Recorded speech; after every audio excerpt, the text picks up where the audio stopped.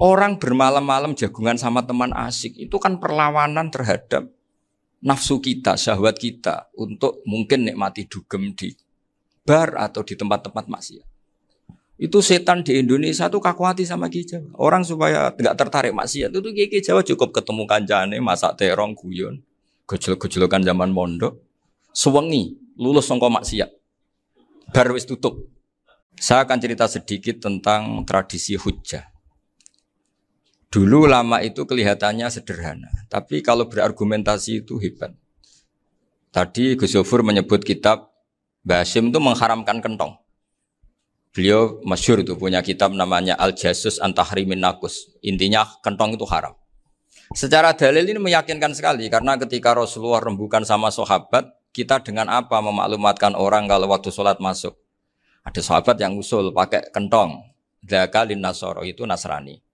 Ya pakai buk itu semacam trompet besar. Dzakalil Yahud. Kemudian ada yang usul kalau gitu api ya Rasulullah dzakalil Majus. Sehingga dari hadis itu Mbah Hasyim berpikir kentong itu haram. Tapi Mbah Fakih Mas Kumambang itu mengkritik Mbah Hasyim dengan ngarang kitab Hazruus an Tahrimin Nakus. Jadi beliau komentari kitab itu sambil geleng-geleng kepala. Kitab kok keliru nganti ngono. Itu jadi cara pikirannya siapa Ki Fakih. Kentong di Indonesia itu kanggo wedhus dicolong gitu. Pos kampling gitu. Kalau ada banjiran ya kentong, ada maling ya kentong. Jadi enggak ada persamaan sama sekali dengan kentong yang milik orang apa? Nasrani. Sehingga di pondok saya itu ada kentong tapi jelek sekali. Karena itu satu-satunya cara supaya beda dengan kentong yang di gereja. Kalau elek kan mirip kentong di pos kampling. Itu ya agak-agak ilmiah sedikit. Dulu ceritanya Gus Yofur itu saya teruskan. Itu singkat cerita, itu kalau yang di kejadian di Termas itu Mbah Dimyati sudah nyuruh semua kentong disembunyikan karena mau ada Mbah Hasyim. Cerita itu mukarrar di Kiai Fakih sama di Kiai Dimyati Termas. Setelah kentong dikumpulkan semua, Mbah Hasyim datang, senang, ngiranya Syekh Dimyati ini sependapat dengan beliau, yaitu sama-sama enggak ada kentong. Tapi setelah itu ada santri yang matur, Mbah Dim pun beres kentong pun kula delikno sedanten. Itu di depan Mbah Hasyim. Jadi GR-nya Mbah Hasyim bahwa Mbah Dim itu sependapat akhirnya hilang. Ternyata ini akal-akalan tuh gitu. Karena santrinya matur, Mbah Dim pun beres sedanten kentong beduk sudah disingkirkan. Itu di depan Mbah Hasyim. Saking lugunya santri, nah saking ikhlasnya agak ngerti mahalus syahid ini adalah Mbah Hasyim. Saya mau meneruskan cerita Gus Yofur. Dulu Mbah Mun ngaji di Lirboyo, tapi Kiai Makhrus ngaji sama Kiai Khalil Harun. Kiai Khalil Harun itu adik juga sekaligus muridnya Mbah Umar Harun. Mbah Umar Harun itu generasi kedua setelah Mbah Ghazali. Beliau menantunya Mbah Ghazali, tapi ya sudah ponaan. Sehingga tradisi ini penting karena saya berkali-kali bilang di mana-mana. Status orang tua dan mbah itu adalah terserah anak cucunya. Bukan terserah mbahnya, tapi terserah anak cucunya. Saya tidak akan bosan mengingatkan ini. Saya pernah di makamnya Nabi Yakub, itu ya dikemuli bendera Israel. Di makamnya Nabi Dawud. Nabi Ibrahim juga dekat sinagog. Sehingga Quran membela Nabi Ibrahim disebut maka anak Ibrahimu Yahudi wala Nasrani. Karena ketika beliau berposisi di Israel, kemudian penguasanya adalah Yahudi, bisa saja makam ini ditulisi dan distatuskan ala Yahudi. Ya seperti Nabi Yakub. Nabi Yakub itu nabi yang kita yakin tentu berkeyakinan beliau orang baik, orang muslim, orang mukmin, tapi karena di desain mereka ya dikemuli bendera Israel. Dan disebut Abul Yahud. Karena kita tahu nama lain dari anaknya Nabi Yakub adalah Yahuda bin Yakub bin Ishak bin Ibrahim. Sehingga perasaannya orang Yahudi menjadi Yahudi itu yang ngikuti mbah-mbahnya. Nah khawatir saya ketika buyut-buyut kita kaya. Buyut saya itu orang kaya dulu, namanya Badur Rahman. Itu kaya sekali, tanahnya banyak. Dulu cerita Mbah Hasyim ya kaya sekali. Mbah Maksum juga kaya. Mbah Abdul Aziz juga kaya. Karena dulu itu inginnya kiai itu yo ketok sugih lah, gak ngel-ngelo santri.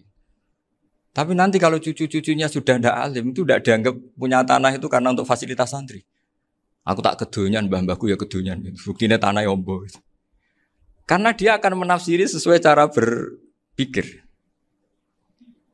Makanya sanad keilmuan yang diceritakan Gus Zofir itu harus diulang-ulang. Kalau nggak diulang-ulang, maka kita akan berpikir sendiri untuk menafsirkan masyayikhonal kiram atau ajdadanal kiram. Nah, ini yang bahaya, yang sering Quran mengingatkan. Jadi ada status yang disematkan oleh anak cucu kayak orang Yahuda tadi. Yahuda bin Yakub bin Ishak bin Ibrahim itu menstatuskan mbah-mbahnya yang bernama Ibrahim itu Yahudi. Sampai Quran sendiri yang bela makana Ibrahimu Yahudi wala Nasrani. Karena secara geografis sekarang Ibrahim di Israel dan otoritas itu juga milik mereka sehingga mereka bisa masang-masang atribut yang menunjukkan kalau itu Yahudi. Beberapa al-alim al-alamah yang minnah itu sudah wafat dan kadang-kadang zuriyahnya itu tidak kita. Kalau sekarang orang bahasakan kubu sebelah. Akhirnya ya nggak boleh dikholi, nggak boleh diziarah. Terus seakan-akan yaktaduna bi ra'yi, seakan-akan mereka berpendapat dengan pendapat syekh ini padahal enggak. Nah, sehingga tradisi ketersambungan sanad tadi baik secara genetik atau secara asbab itu harus terjaga. Saya beberapa kali banyaklah sering diceritain Mbah Mun.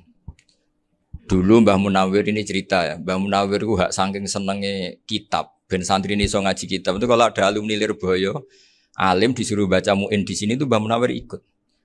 Saking ingin tasjeknya, ingin ngajari santri bahwa ngapal Quran udah hafal tok, tapi yo paham. Dan penggalinya Mbah Munawir itu sampai klimaknya dulu Mbah Zaini itu nate nikah sama Nyai Komariah kalau nggak salah, binti Karim, binti Manap. Punya putra Gus Habib, Gus Toha yang diantara putrinya dinikahi Gus Rozin. Terus akhirnya kesampaian juga ketika Mbah Munawir punya mantu alim alamah namanya Mbah Ali Maksum, angsal Nyai Hasyimah. Sampai pondok Kramjak ma'ruf bil ilmi, terutama ilmu sorof dulu karena Mbah Maksum itu komplain, fa'ala ya fulu kok terus fa'lan ya fa'ala ya fulu ya uful gitu kan. Masuk fi'il kok jejer isim gitu. Jadi dulu kata Mbah Mun itu ada persaingan ilmu sorof, sorofnya Mbah Maksum Ali Kuaron sama Mbah Ali Maksum Jogja. Jadi walian tok, yang satu Maksum Ali Kuaron, yang satu Ali Maksum. Ya itu dulu saingan ngarang sorof.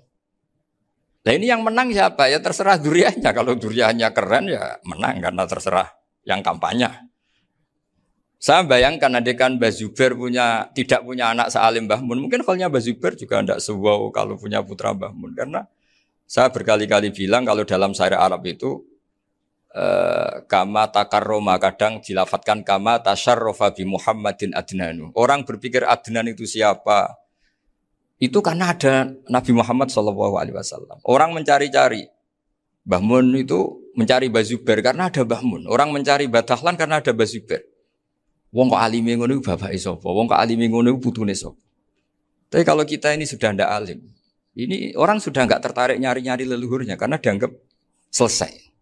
Jadi yang dengan tanda kutip yang menghabisi mbah-mbahnya itu ya mesti cucunya. Ini mau ngamuk, mau peringatan, tapi ini juga peringatan pada diri saya sendiri. Jadi sehingga zuriyah ini penting. Kenapa para nabi mesti donga zuriyatan thayyibah? Kenapa selalu berpikir tentang zuriyah? Wa ja'alaha kalimatam baqiyatan fi aqibi. Karena zuriyah ini yang nanti bisa menstatuskan leluhurnya. Seperti tadi cerita Mas Maftuh ini tak puji betul, saya hari ini tidak ingin gojlok. Supaya kewalian saya tidak tergerus oleh kedoliman. Saya pernah diceritain Gus Zofur, juga sering baca buku tentang Mbah Maksum. Dulu Mbah Maksum kalau wasiat kembali ya gitu. Kamu harus NU dan harus mempertahankan NU. Tapi tidak dengan cara membenci Muhammadiyah. Dulu Mbah Mun juga sering cerita. Dulu Mbah Hasyim itu ngaji Syekh Mahfud. Nah, Mbah Ahmad Dahlan dulu namanya Darwis sering ngaji sama Syekh Khotib Minangkabau. Zaman itu Syekh Khotib sudah modern, sudah ikut gerakan Abdu, gerakan Almanar. Sehingga bawaannya Mbah Ahmad Dahlan ini agak agresif. Yang Mbah Hasyim karena hanya mulazim di Syekh Mahfud, hanya sesekali ngaji Syekh Khotib, beliau lebih seperti itu. Dan dua beliau ini sama-sama pernah ngaji Mbah Soleh Darat di Semarang. Mbah Hasyim sama Mbah Ahmad Dahlan yang dulu namanya Darwis. Jadi ini masih min minuskatin wahidah mimam bain wahid. Sehingga kita tidak kaget ketika Mbah Ali Maksum mengomentari Muhammadiyah itu masih ahli sunnah wal jamaah. Makanya nanti terakhir saya baca kitabnya Mbah Ali dan sering saya pelajari. Andai kan kita ini sepakat dengan ilmu, ya kita tahulah Kalau Abu Hanifah itu tidak kunut, Imam Syafi'i kunut. Berarti kunut itu mazhabnya Abu Hanifah, bukan mazhabnya Mbah Ahmad Dahlan. Apa ndak kunut itu mazhabnya Abu Hanifah, bukan mazhabnya Mbah Ahmad Dahlan. Kita kunut itu mazhabnya Imam Syafi'i, bukan mazhabnya Mbah Hasyim. Ini semuanya masih dalam bingkai ilmu. Adzan qobla subhi juga riwayatnya jelas. Tidak adzan ya sudah perilaku kita sudah jelas. Dulu Mbah Mun sering didik kita gitu.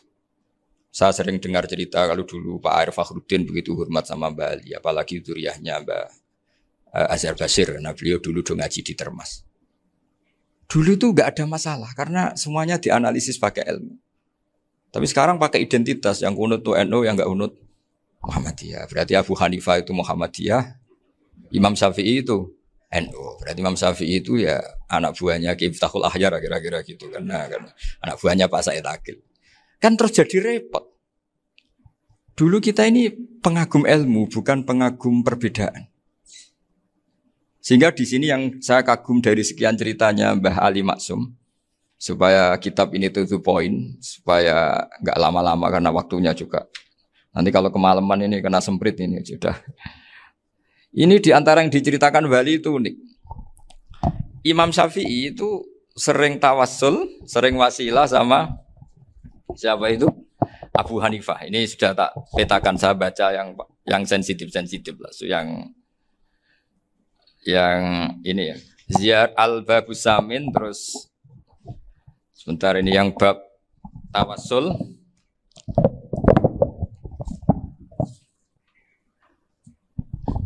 Ini di sini halaman 90, mungkin santri-santri kerap ya bisa ngecek lagi di kitab Hujjatul Ahli Sunnah.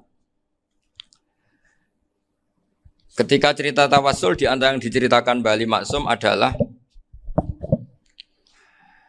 perilaku ya, bukan sekedar statement tapi apa? Perilaku. Perilakunya Imam Syafi'i atau ahwalnya kalau bahasa halusnya, yang selalu ke makamnya Abu Hanifah untuk tawassul. Padahal Imam Syafi'i itu orang yang secara ilmu sering kritik Abu Hanifah. Jadi ini saya baca ini di halaman 100, jadi tawassul mulai halaman 9 berapa ini? Sampai halaman ini yang Qala sami'tu Syafi'iyya yaqul inni la atabarraku bi Abi Hanifah wa aji'u ila qabri fi kulli yaumin za'iran. Fa idza uridat li hajatun shallaitu rak'atain halaman 100 waji'tu wa sa'altu wa ta'ala al hajat indahu fama taqudu anni hatta tuqda. Kanal Imam Syafi'i ayyama huwa bi Baghdad yatawassalu bil Imam Abi Hanifah yaji'u ila dorihi fayusallimu alaihi wa yatawassalu ila Allah bihi fi qada'i hajati. Terus wa yatawassalu Imam Ahmad bi Imamina Syafi'i. Jadi di antara yang diceritakan Mbah Ali Maksum itu betapa Imam Syafi'i yang terkenal sering mengkritik Abu Hanifah dalam tatanan fikih karena beliau tidak percaya ada istihsan. Abu Hanifah berpendapat adanya istihsan dan kita tahu lah ikhtilafu Syafi'i wa Abu Hanifah itu besar sekali. Tapi beliau itu tahu Abu Hanifah itu orang yang sangat soleh. Abu Hanifah itu kalau ketemu sama orang yang utang beliau itu yang lari bukan yang utang Abu Hanifah, karena takut orangnya itu izin. Jadi kalau ketemu yang utang di jalan itu yang sembunyi itu Abu Hanifah. Kenapa engkau sembunyi? Ada yang utang saya lewat, nanti orangnya malu.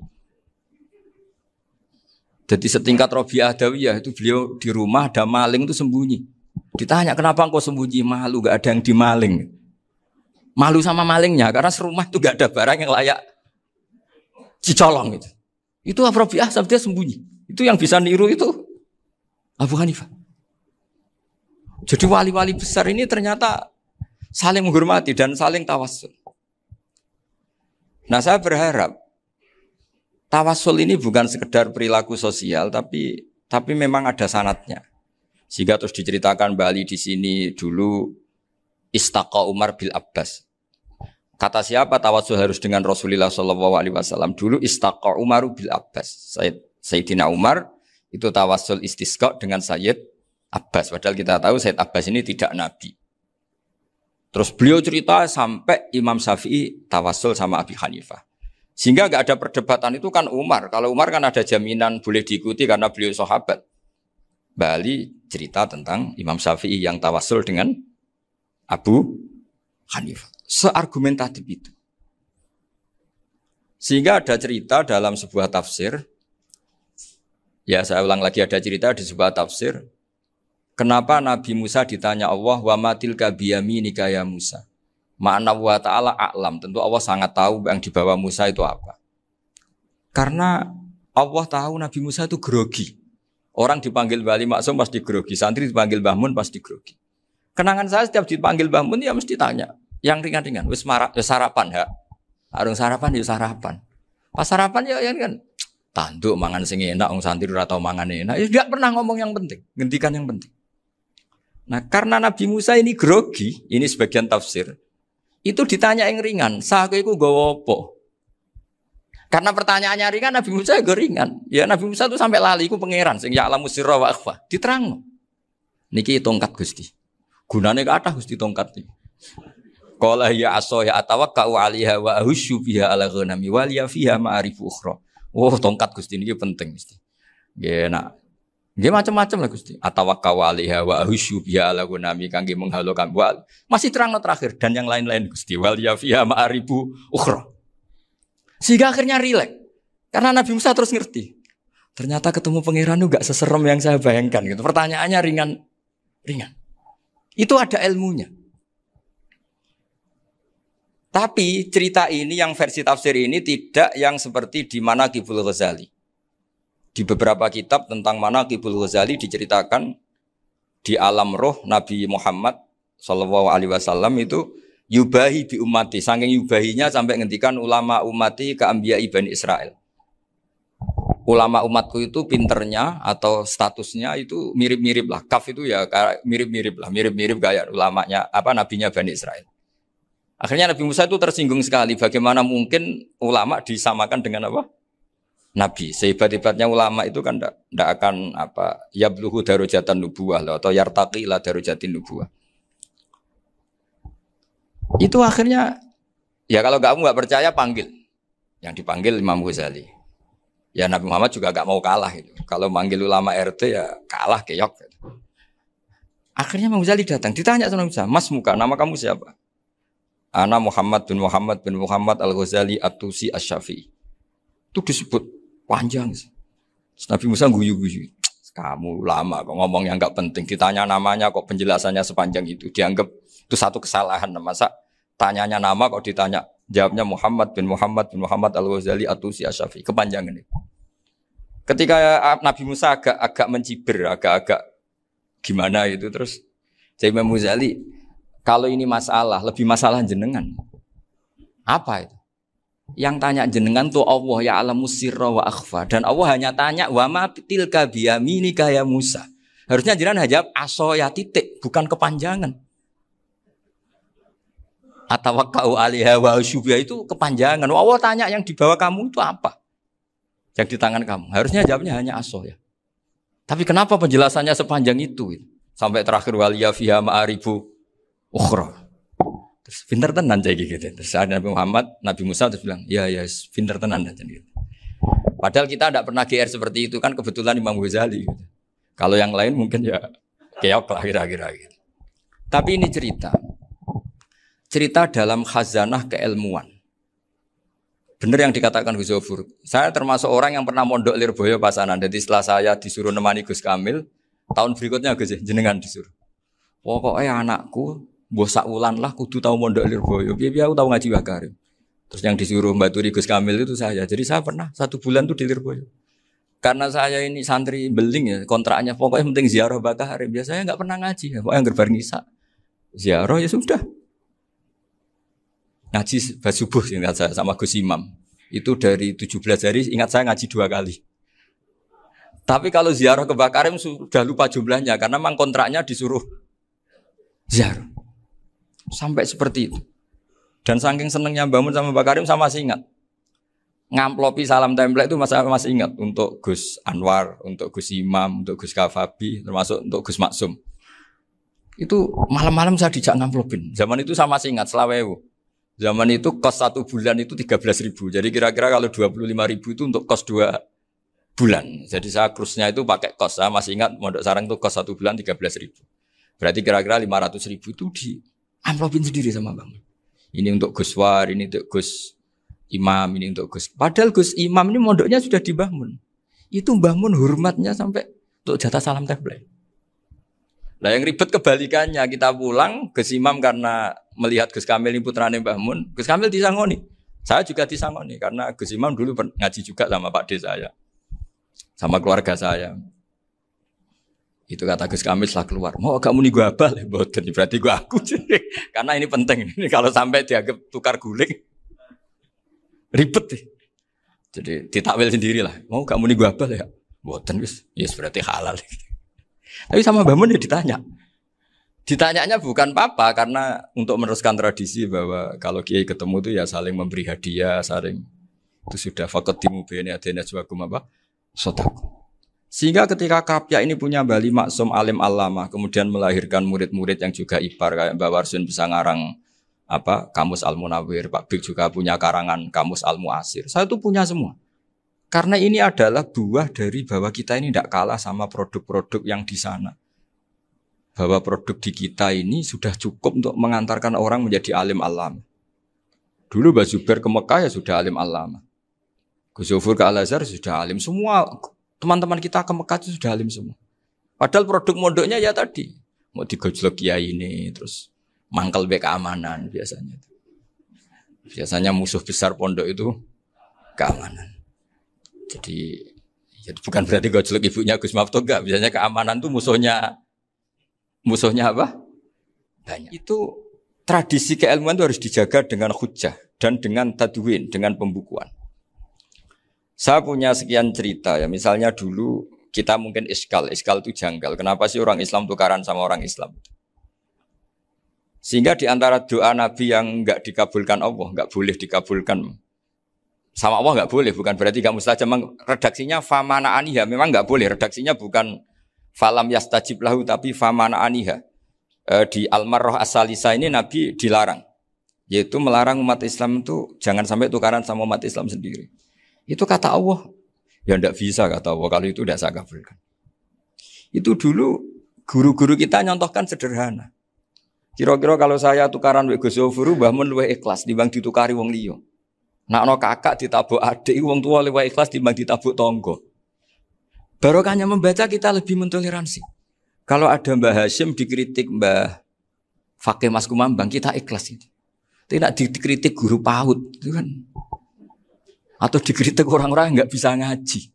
Artinya ternyata keliru kita bilang kiai kok tukaran. Justru bagus kiai tukaran. Dibanding kiai dikritik guru PAUD atau dikritik orang-orang yang nggak bisa baca kitab.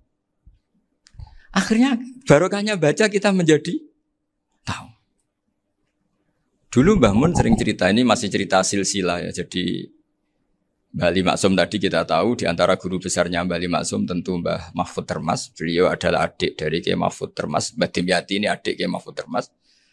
Itu punya saudara namanya Abdul Razak, juga punya saudara namanya Dahlan. Itu yang membawa Thariqah Syadziliyah di Solo Raya. Yang sekarang alhamdulillah diteruskan Gus Wafi. Dulu di antara pesannya Mbah Mun ke saya, hak Wafi kandani kon ziarah ning Mbah Dimyati. Mergo Thariqah Syadziliyah dulu itu yang bawa keluarganya Mbah Dimyati. Jadi semuanya ini masih dzurriyyatan ba'duha min ba'd. Nah pesan saya karena tadi Mbah Munawir yang termasuk orang pertama yang bawa Quran, bawa qiraah sab'ah. Kenapa saya bilang termasuk? Karena kalau bilang paling pertama ini nanti butuh data. Dan itu agak kerepotan lah. Tapi yang jelas mimman istahara lah. Mimman istahara yang membawa sab'ah ke sini itu adalah Mbah Munawir. Terus beliau ngajarkan diantaranya ke Mbak Arwani, pakai kitab Satibi, pakai kitab Nazmus Satibi. Terus Nazmus Satibi itu diteruskan oleh Mbak Arwani, ditulis. Yang nulis dulu Mbak Dola Salam. Bapak saya itu murid Mbak Dola. Dulu Mbak Dola sebelum ke Mbak Arwani ngaji sama Ki Said di Sampang. Bapak saya sebelum ngaji di Mbak Dola sudah hafal Quran lewat buyut saya sendiri namanya Ki Zubaidi. Yang Ki Zubaidi akhirnya jadi menantunya Mbak Ahmad Su'eb. Jadi buyut saya kandung ini namanya Sofia, itu angsal keluarga Lasem yang adiknya.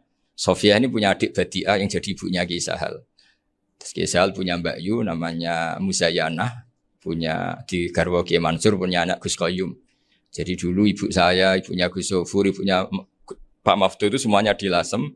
Karena saya dari keluarga Gen ya Lasem, dari keluarga sanad guru ya Lasem. Tapi Lasem Badawi itu dulu ngajinya di Mbah Umar Harun di Sarang. Nah, Mbah Umar Harun ini menangi Sayyid Ahmad Zaini Dahlan. Sayyid Zaini Ahmad Zaini Dahlan ini punya cucu keempat yang hidup di Sedan. Terus makamnya di Lasem. Namanya Habib Haidar. Itu yang nulis biografinya Mbah Maksum. Mbah Maksum bukan Bali. Biografinya Mbah Maksum. Itu ditulis oleh Habib Haidar. Namanya Haidar bin Hasan bin Sodaqoh bin Ahmad Zaini Dahlan. Nah, Habib Haidar ini menantunya Sayyid Hamzah Sato. Hamzah Sato itu Hamzah bin Abdullah bin Umar. Itu kakaknya Sayyid Abi Bakar Sato, Sohibul I'anah. Nah, Sayyid Umar ini yang dulu ngajari mbahnya Mbah Mun namanya Ahmad bin Syuaib. Nah, di antara ajarannya adalah baca kitab-kitab kecil yang bisa dihafal. Dibawalah ke sarang jadi metode muhafadzah. Tapi kemudian lama-lama oleh pondok itu jadi syarat kenaikan kelas. Dulu gak ada muhafadzah untuk kenaikan kelas ya, supaya orang alim itu harus hafal, lama-lama dipakai syarat untuk muhafadzah. Jadi semua ini sanad harus kita ingat supaya kita bisa menjaga tradisi. Termasuk tradisi ini kiai seneng jagungan, terus ngomong ra penting. Itu juga sanad. Setahu saya Mbah Mun itu kalau ketemu bapak ya guyon terus. Saya punya kenangan tuh yang dulu agak iskal tuh begini. Ada isu lah, entah isu entah hoax entah apa, ada kaji itu agak beling itu, pokoknya beling lah. Seneng siapa itu, rondo lah apa. Pokoknya beling gitu. Ketika Mbah Mun dilaporin tamu, kalau kaji itu beling sama rondo itu. Mbah Mun tanyanya lucu. Lu ayu no cung. Wayu banget Mbah. Wayu. Itu bapak juga bakas ayu nih. Dulu saya sekali ini kiai kok bakas wong ayu, bakas budine barang lah kira-kira gitu. Tapi setelah saya tambah alim, tambah ngerti itu, kata bapak gini. Ya apik bakas ayu hak, timbang iya, no malah qadzaf. Ternyata seni. Sekali Mbah Mun atau bapak bilang, waji kok zino kaji, maka larinya ke qadzaf. Maka menghindari bahasa menuduh, ngomong yang enggak penting. Loh ayu no. Jadi kiai dulu tuh orang sok suci tapi menghindari hal-hal yang jadi punya seni untuk ngelola kehidupan. Orang bermalam-malam jagungan sama teman asik itu kan perlawanan terhadap nafsu kita, syahwat kita untuk mungkin nikmati dugem di bar atau di tempat-tempat maksiat.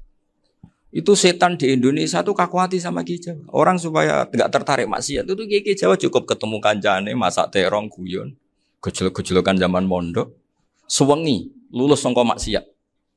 Bar wis tutup. Perlawanannya sederhana, enggak pakai tahajud, enggak pakai wiridan karena Ki Jawa juga koyoke rapati potongan ahli ibadah gitu.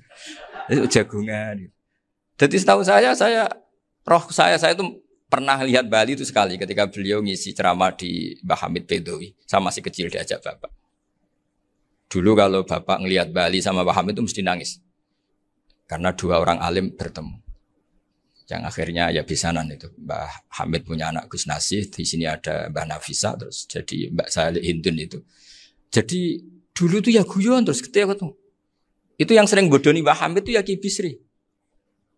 Ki Bisri itu kalau datang ke Ki Hamid Pasuruan, nak wali tenan aku teko ditatakno mangan. Jadi ukurannya ya. Ternyata sampai sana dikei mangan tenan. Masih belum mengakui, kan nak wali tenan aku iki kiai rung di mobil, dongakno aku di mobil. Sudah kalah satu seri itu masih gak terima. Lalu itu Mbah Hamid akhirnya berdoa, ayo monggo, mugi-mugi Ki Bisri gak ada mobil. Itu setelah didoain masih tanya, mereknya apa merek? Jadi itu Mbah Hamid jawab, yo paling Holden itu. Paling Holden. Itu nyari mobil itu ya adalah dapatnya Holden. Suatu saat Mbah Bisri diundang Mbah Hamid gak dikasih bisaro. Karena utangnya sudah banyak Mbah Hamid. Mbah Bisri ini utang doa tadi. Itu ya gak dikasih bisaro. Ya gak mau kesang apa-apa kelambimu kayak aku. Didol sama muhibbinya Mbah Hamid. Itu harganya melebihi jatah bisaro. Ketemu Mbah Hamid. Kang, susu Kang, mergo. Jadi dulu itu rileks, makanya ini yang diceritakan ke Zofur. Sebetulnya kalau kiai-kiai itu bersanad itu ya rileks, hidupnya itu rileks. Karena rileks ini perlawanan terhadap kemungkaran. Saya dulu musyawarah sering sama Gus Zofur usul fikih. Itu jelas di antara yang ditulis Lubil Usul itu. Ya kita tahu tadi misalnya sanad usul fikih, Mbah Ber itu sangat al-usuli Kiai Zubair Dahlan, abahnya Mbah Mun. Punya murid diantaranya Kiai Sahal. Kiai Sahal punya karangan Thariqatul Husul fi Syarhi Lubil Usul. Itu Thariqatul Khusyul itu beliau ngendikan dalam mukaddimah bahwa saya bisa mensarai ini berdasar ngaji, maknani sama Basibir. Terus beliau mengutip sarah itu dari kitab Nailul Ma'mul. Beliau ngendikan binus khotin khotiyah ghairi matbu'ah. Dan itu ditemukan di Kiai Mansur di Lasem. Karena Kiai Mansur iparnya Mbah Sahal. Mansur bin Khalil itu diantara katibnya Syekh Mahfud. Jadi semuanya ini sambung. Mbah Ber, saking ahli usul fikihnya, kalau ngajar usul fikih itu kalau guyon takriran saya ini lebih memahamkan ketimbang sarah. Ya sudah, terus Mbah Zubair, Kiai Fakih, terus Syekh Mahfud. Di sini Syekh Mahfud termasuk orang yang dekat Mbah Munawir sampai putrane Mbah Mahfud namanya Gus Muhammad dibawa Mbah Munawir, kemudian mondok di Termas diantaranya, terus dinikah jadi menantunya kalau nggak salah Haji Taslim di Betengan, kemudian sekarang juriannya Mbah Mahfud di Betengan. Ini nggak boleh hilang secara seperti itu. Diantara di usul fikih diterangkan ketika diantara 5 hukum itu ada yang bernama mubah. Mubah itu boleh dilakukan, boleh ditinggalkan, dan kalau dilakukan ya tidak berpahala, tidak disiksa. Itu ada ulama yang protes. Protes gak bisa seperti itu. Ithma min mubahin ila wa tahaqqaqu bihi tarku haramimma. Fa'il zamu minas sukun tarkul qatli wa minas sukut tarkul qadaf. Nggak bisa, mubah itu nggak ada. Kalau kiai jagongan semalaman, itu Allah ngitungnya itu hada taroka dugem, wahada taroka delok dangdut, wahada taroka kada wakada. Oh, itu luar biasa. Dan kita ngikuti yang seperti itu saja. Gak usah tahajud, gak usah witir telulas, kaya ora kuat timbang gremeng. Sewengi jagongan, setan ngenteni kita tergoda maksiat, ternyata maksiatnya sampai tutup, kiainya masih apa? Jagongan. Jadi jagongan saja ada ilmunya bahwa itu perlawanan terhadap tarkul ma'asi. Sehingga bagaimana Anda katakan mubah ini mubah, toh gunanya adalah tarkul haram.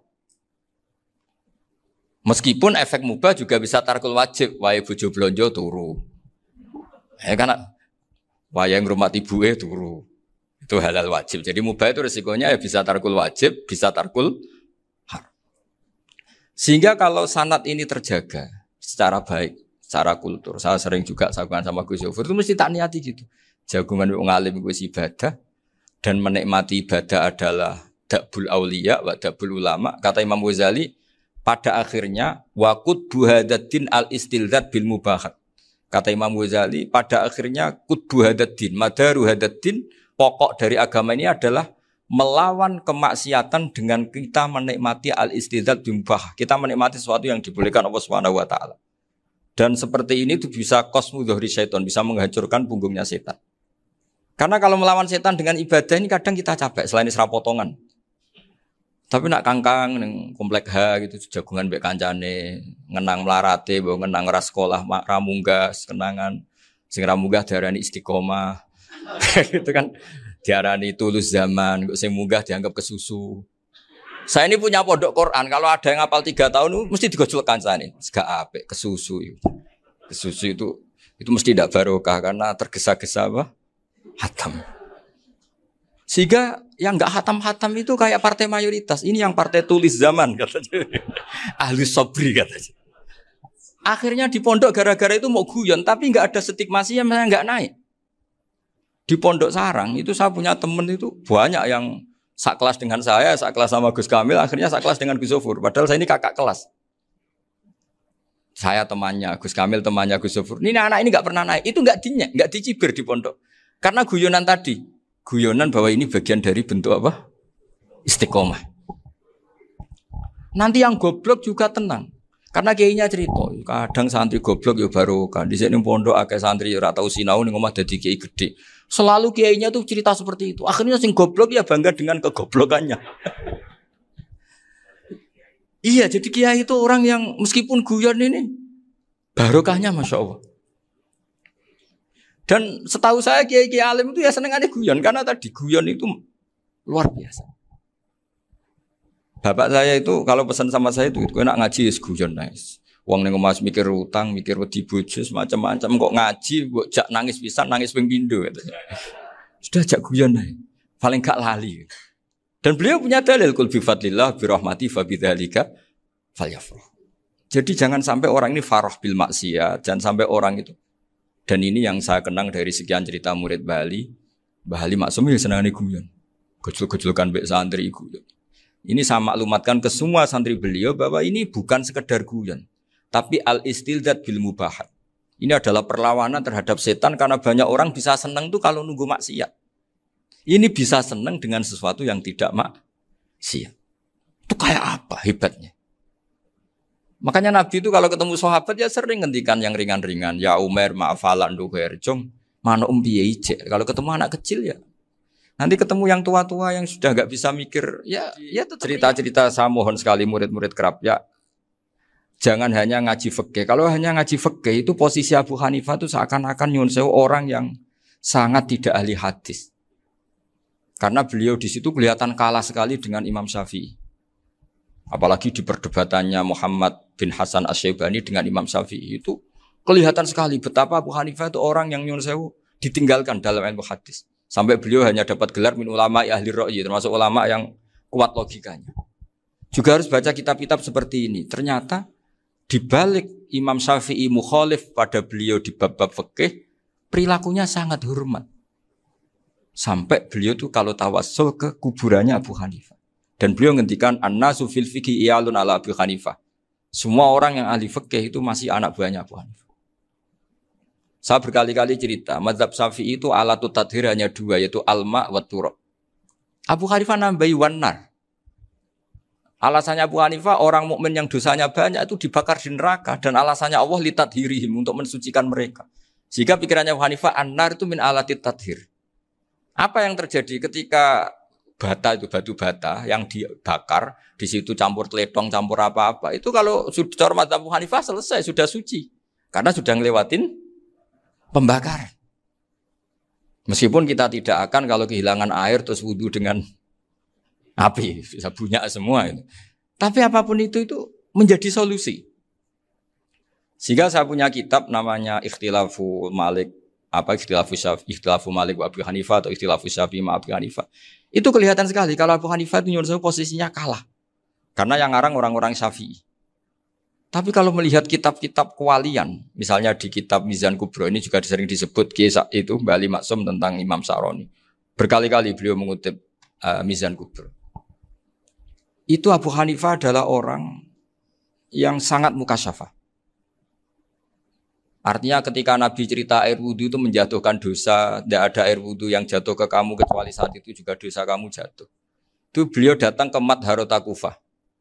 Kemudian beliau bilang sama si orang tua tadi, tub anizina. Orangnya terus bilang atubu minazina. Ada lagi pemuda datang dibilangin tub an uquqi walideka. Terus bilang tub tu an uquqi walidayya. Sampai yang terakhir ada tub an simai alatilahwi atau an samai alatilahwi. Terus tub tu an samai. Ketika orang itu ditanya, kenapa engkau begitu tahu dosanya apa? Saya tahu air wudu ini menjatuhkan apa. Jadi kira-kira kalau zina mungkin ya batang babi lah. Kalau hanya sekedar melihat bak-bak mungkin ya curut atau tikus lah kira-kira gitu. Nah dulu sediluk ya mungkin ya tikus cilik gitu. Nah dulu suwi ya tikus werok itu atau apalah. Pokoknya beliau itu tahu. Tapi anehnya Abu Hanifah apa? Setelah itu dia nangis minta mukasafahnya ditutup. Ya Allah saya ini mukasafah kok malah menjadi tahu sawatil mukmin. Padahal aturan syariat jenengan man satara musliman satarahu bahwa enggak baik melihat jeleknya orang mukmin. Minta ditutup. Makanya saya ini bangga ada mukasafah. Makom yang kita sampai sekarang itu makom setelah Abu Hanifah mukasafah. Jadi Abu Hanifah repot-repot mukasafah, minta makomnya ditutup tidak menjadi mukasafah. Dan alhamdulillah kita sudah tidak mukasafah sebelum minta ditutup. Jadi kita ini keren. Keren karena aturannya itu man satara musliman satara huwa, yang tidak tahu aibnya orang muslim maka Allah akan nutupi aibnya di akhirat. Dan kita alhamdulillah barokahnya tidak mukasafah, tidak ngerti aibnya orang mukmin. Jadi kita harus pakai patokan ilmu. Saya ulang lagi, kita harus pakai patokan. Makanya saya tahu betul ketika Kiai Hamid Pasuruan, beliau dulu ngaji Jamul Jame, ngaji Juman, Bali Maksum di sana sama Gus Habib, sama Gus Muhammad bin Mahfud.